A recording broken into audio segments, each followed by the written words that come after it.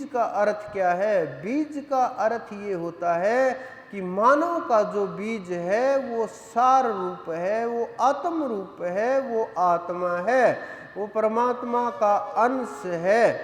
अगर वो उससे जितना भी ये जीव दूर जाएगा, जितना भी बाहर के संसार की वस्तुओं के अंदर भटकेगा, 14 चीज इस संसार के अंदर मानव को भटका देती हैं।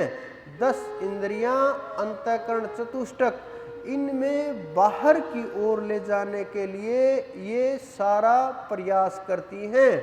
मानव का शरीर, मानव की आत्मा, आत्मा कोई भी कर्म नहीं करती, लेकिन शरीर जो कर्म करता है उनका भुगतान आत्मा के द्वारा किया जाता है।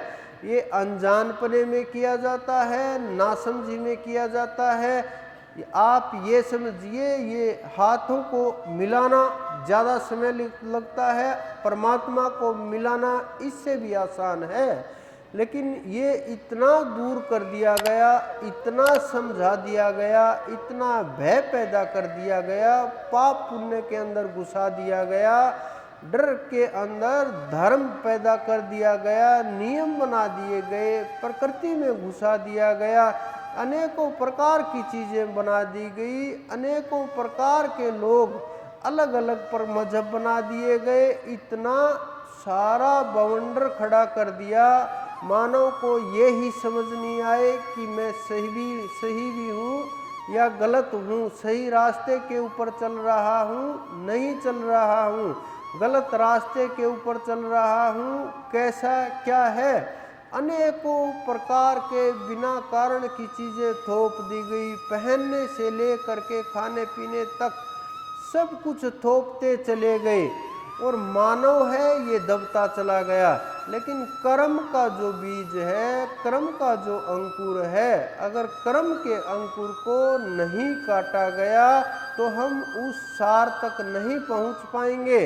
अगर ये कर्म का अंकुर ऐसे ही फूटता रहा, ऐसे ही वृक्ष होता रहा, ऐसे ही फल लगते रहे, फिर बार बार जन्म होगा, बार बार आना जाना पड़ेगा।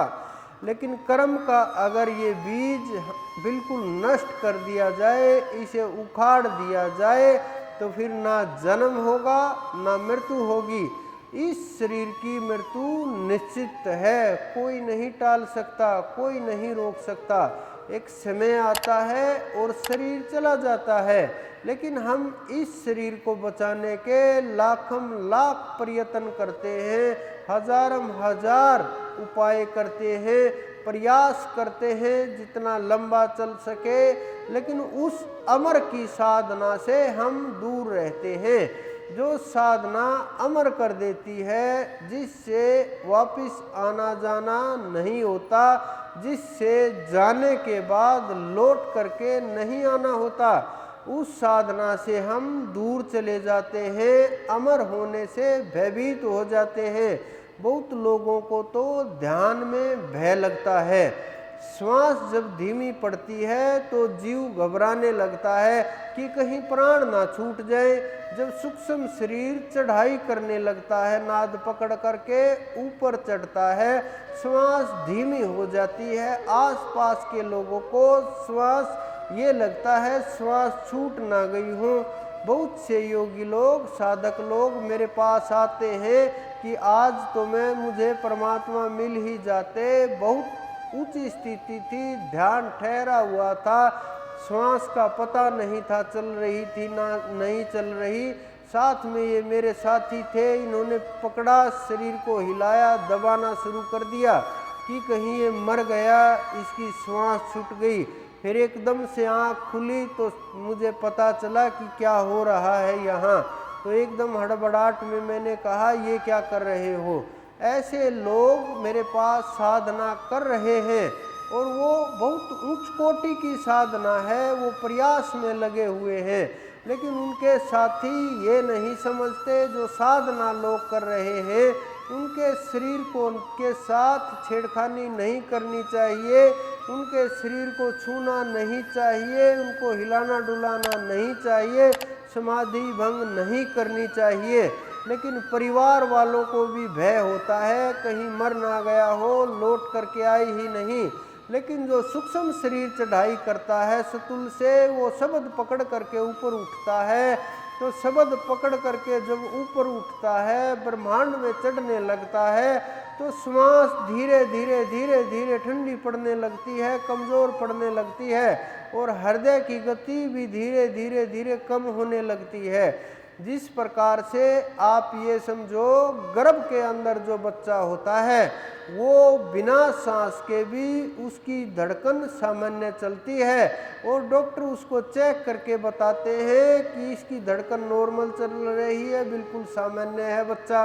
वो सांस को चेक नहीं करते, बच्चे की सांस चल रही है नहीं चल रही, बच्चे के फेफड़े काम कर रहे नहीं कर रहे, वो हृदय की गति को पकड़ करके आपको वो रिपोर्ट सौंपते हैं।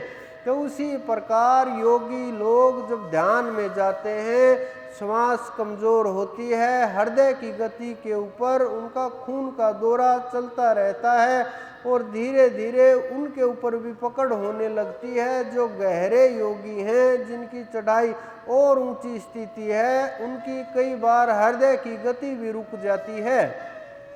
ये योगियों की स्थितियां हैं, ये ज्ञानियों की स्थितियां हैं, जिनसे हम भाग रहे हैं संसार की तरफ, और इनसे दूर भाग रहे हैं, क्योंकि इनमें मृत्यु का भय भी होगा, डरना भी होगा, ध्यान भी करना होगा, ऊपर अनेकों अनेक प्रकार की चीज़ें भी दिखाई देंगी, लड़ना भी पड़ेगा, वहाँ उस परम तत्व तक चढ़ना भी पड़ेगा, समर्पण भी करना पड़ेगा, गुरु का हाथ भी पकड़ना पड़ेगा, क्योंकि गुरु के हाथ पकड़े बगैर आपको वहाँ तक नहीं चढ़ाई हो सकती।